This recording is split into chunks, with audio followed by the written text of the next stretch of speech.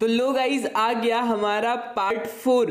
और गाइज इस वीडियो से यार हमें आप लोगों के 46K यानी कि 46K के कॉन्ग्रेचुलेशंस के मैसेज आ जाने चाहिए। और हाँ, फटाफट से यार जितना ज़्यादा हो सके सब्सक्राइब करो, ठीक है, जितना ज़्यादा हो सके। और बहुत मतलब जो कमेंट्स कर रहे हो ना यार, बहुत प्यारे प्यारे कमेंट्स कर रहे हो। मतलब मेरा जो अभी 2 दिन से मैं सोया नहीं हूँ ना, तो तुम्हारे इन कमेंट्स को पढ़ के ना इतना ज़्यादा अच्छा फील होता है, मोटिवेट फील होता है।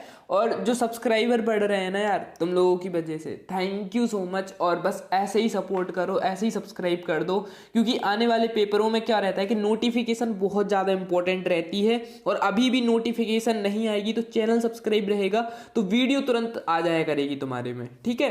अब चलो देख लेते हैं, इसके पूरा सॉल्यूशन आ गया हमारा। तो यहाँ पर हम लोग देखते हैं कबीर ने कुम्हार को किसका प्रतीक माना है। इसका पूरा सॉल्यूशन आपको पहले दिखा देते हैं, ठीक है। सही विकल्प, जो बच्चा पहले मतलब उसने अभी तक एक भी पार्ट नहीं देखे उसको भी ये वीडियो भेज सकते हो, ठीक है, तो वो भी इस वीडियो से कवर कर लेगा। अब यहां पर हम लोग सीधे क्वेश्चंस करते चलते हैं, ठीक है ना।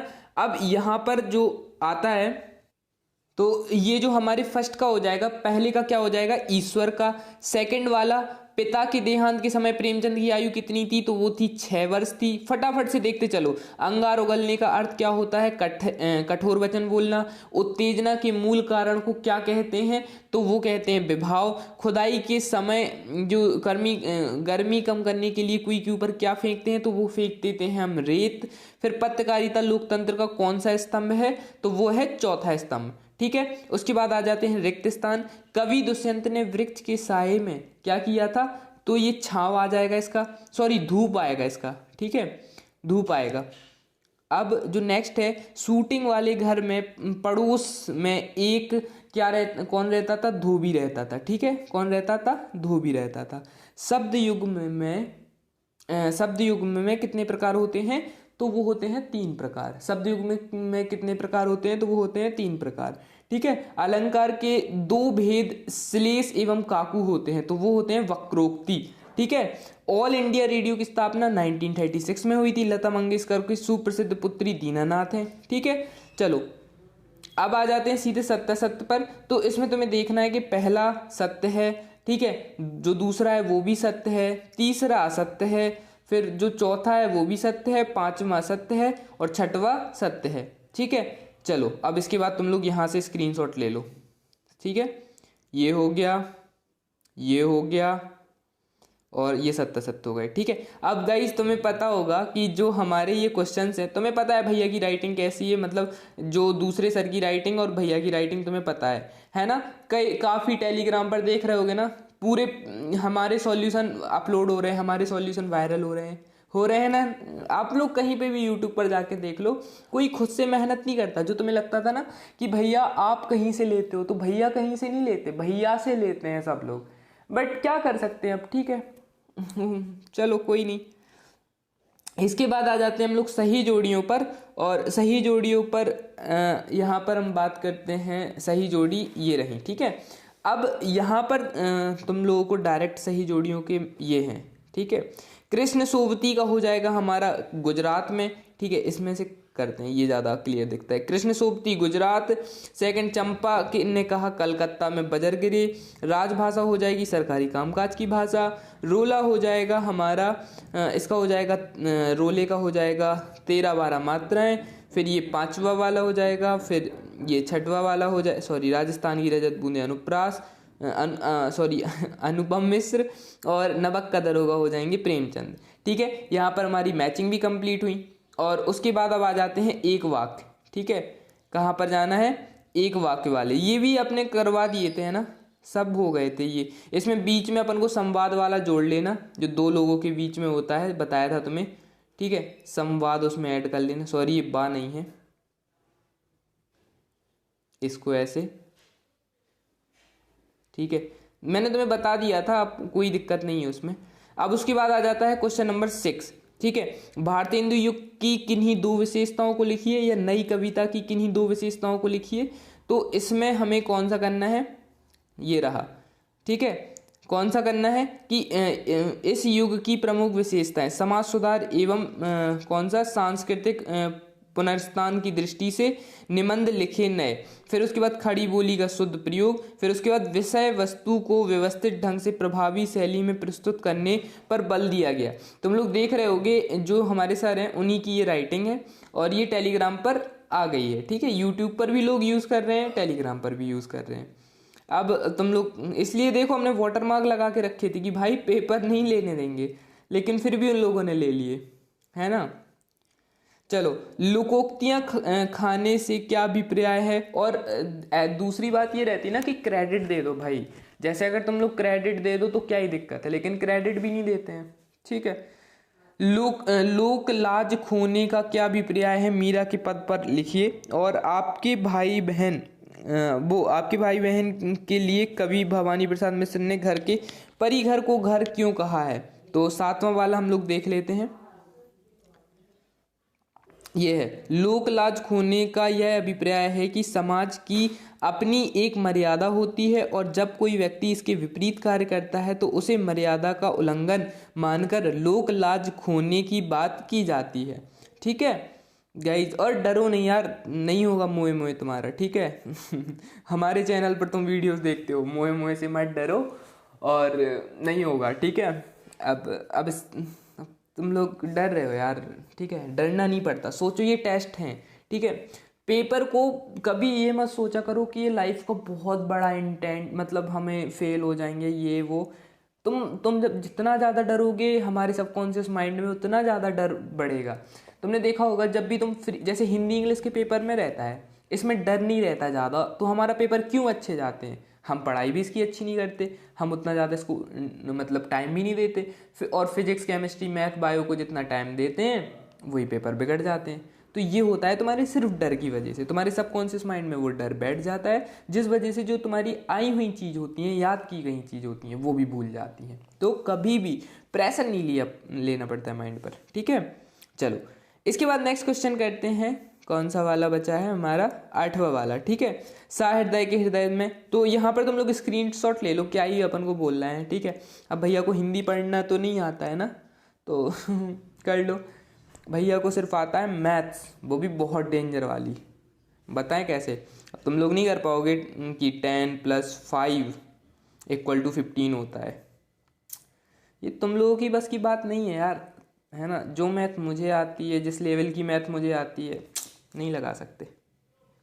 10 + 5 अभी किसी को बोल दिया जाए तो वो कहेगा ये।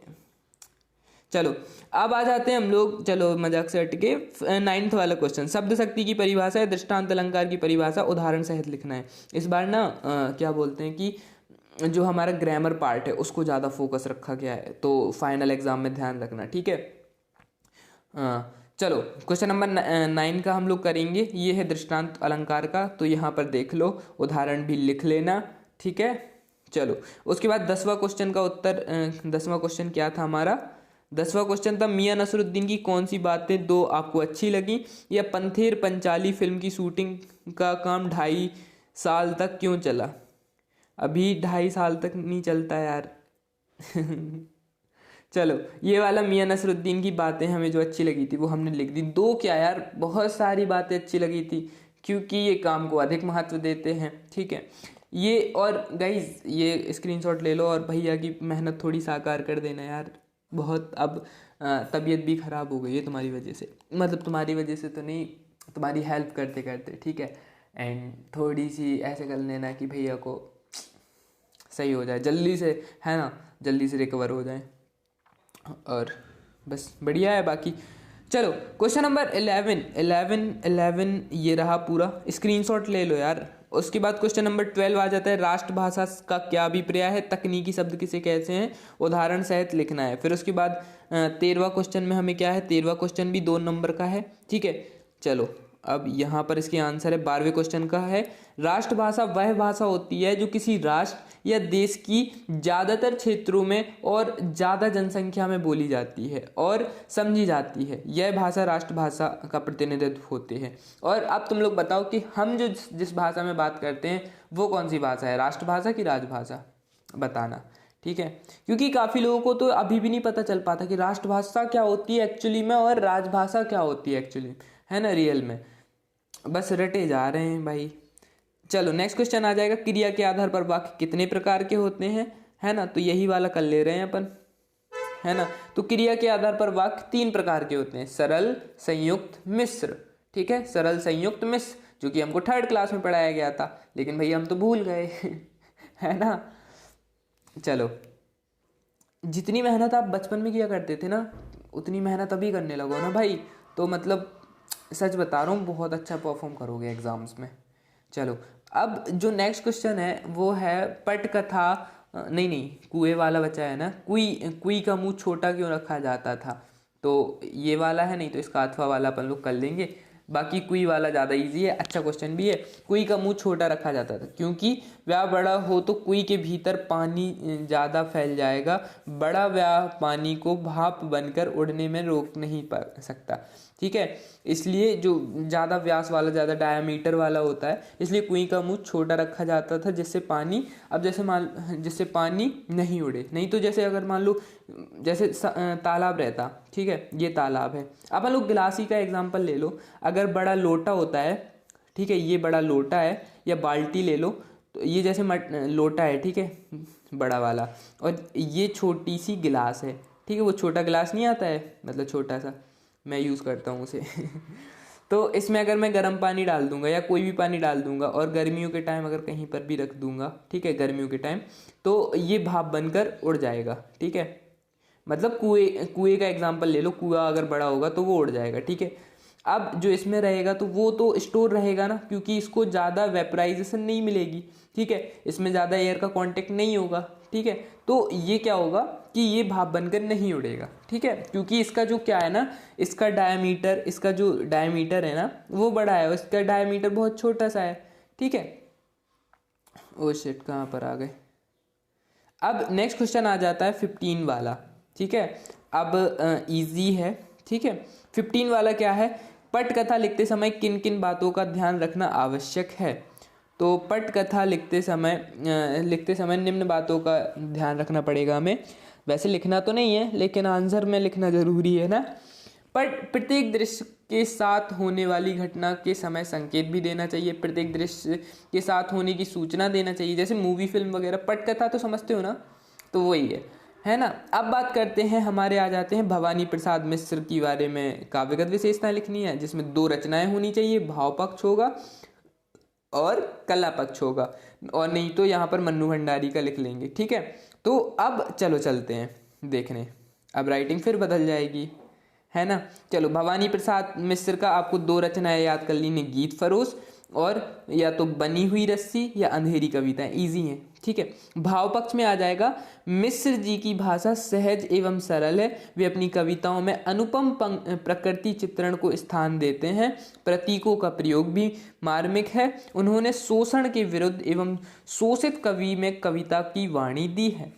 अब इसके बाद कला पक्ष। यार मैं फिर से कह रहा हूँ, सबका भाव पक्ष कला पक्ष सेम मत लिखा करो कि इनने इस भाषा पर विशेष ध्यान दिया है, इनकी भाषा में उर्दू फारसी, है ना, इनकी भाषा में ये अलंकार आता है, इन्होंने बहुत अच्छा समाज सुधारक थे। तो सब में ये नहीं लिखना पड़ता बच्चा, और जिसमें जो लिखना पड़ता है ना वही करना पड़ता है। ठीक है, और जो नेक्स्ट क्वेश्चन आ जाएगा हमारा 17 वाला मन्नू भंडारी का लिख देंगे। सत्यदीप राय की रचना दे दी है, बाकी मन्नू भंडारी का वो दिया है। ठीक है, चलो यहाँ पर अपन लोगों को ये दिया था ना कि सत्यदीप साहत व मन्नू भंडारी की साहित्यिक विशेषताएं निम्नलिखित बिंदुओं के आधार पर लिखनी है। 2 रचनाएं, भाषा शैली, साहित्य में स्थान।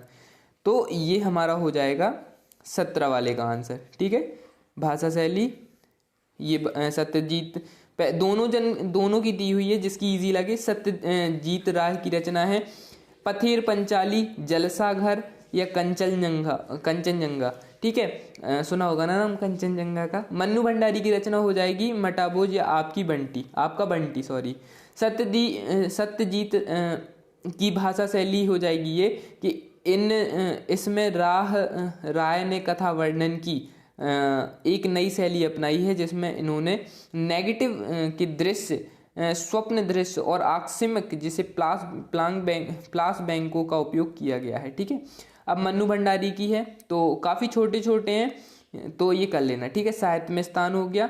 अब आ जाते हैं क्वेश्चन नंबर, सॉरी ये क्या हो गया यार, अरे भाई फ़ोन हैंग इतना ज़्यादा कर रहा है ना, क्या ही बताऊँ अब तुम्हें।